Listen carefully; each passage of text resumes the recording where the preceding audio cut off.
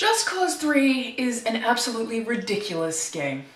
It's the third installment in the open world action-adventure series, which might better be described as a series of increasingly large explosions, and if you're playing it on console, apparently also a lot of bugs and loading screens. I'm Alanah, this is Button Bash, and today I'll be reviewing Just Cause 3, which I played on the PlayStation 4.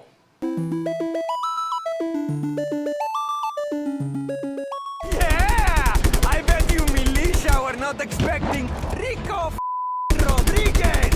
Just Cause 3 sees our hero Rico Rodriguez explosioning his way through a fictional Mediterranean playland/island called Medici for no real just cause at all. The game does a kind of cute job of trying to lie to you about the narrative. It leads you on this journey about liberating the admittedly beautiful island from this evil dictator bad guy who's very cliche, but it's cute in a "aw, you tried" kind of way. Since there's no punishment at all for blowing up thousands of civilians along the way, we can dismiss the fairly boring story anyway. In reality, Just Cause 3 is about crazy action, hilarious, exaggerated physics, and causing as much destruction as possible in the sandbox world, which is enormous both horizontally and vertically, allowing for skydiving, or deep sea cave exploration, or pretty much anything else you could think of.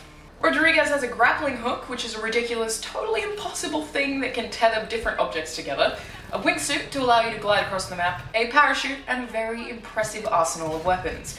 There are missile launchers and shotgun RPGs, fighter aircraft, planes, ships, and exotic cars. That said, getting around the map, which is supposedly around 400 square kilometers, is incredibly fun, with so many options especially.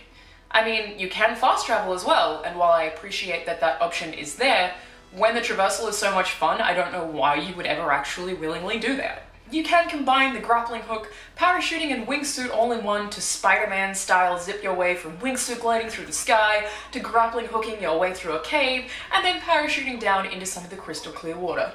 You could cover one of the entire 4 islands just by doing that, if not more. And Square Enix has encouraged players to do this in a kind of nice way, using leaderboards. The leaderboards let you know if you've glided farther, or fallen farther, or swung faster than anyone else on your friends list, which encourages you to get kind of crazy. It's also just pretty funny. Sometimes Rico dies in some pretty hilarious ways, usually mid-grappling hook swing, which would almost be totally fine if dying didn't mean a giant, enormous pain in the butt loading screen. The wingsuit is absolutely touchy, and risk-taking, which should be fun, often leads to dying, which is more of a punishment than an entertainment because you can be led to a loading screen that can last for over 90 seconds, and that's not uncommon. Just Cause 3 isn't meant to be played conservatively at all, but with the punishment of a loading screen, it really forces you to, effectively ruining the entire game. I mean, the task of liberating towns, it's still really hard to remember that this isn't a Ubisoft game. And taking over police forts is super repetitive when you can't get creative with fighting the fairly dumb enemies. If I could play the whole game by using my grappling hook to fling explosive barrels at every opposing force that came my way, Just Cause 3 would be a great game. But I couldn't, because what if I died and had to sit around and wait for ages? Nope, fun ruined. That's not even mentioning all the crashes, bugs, and glitches that came with the PS4 version.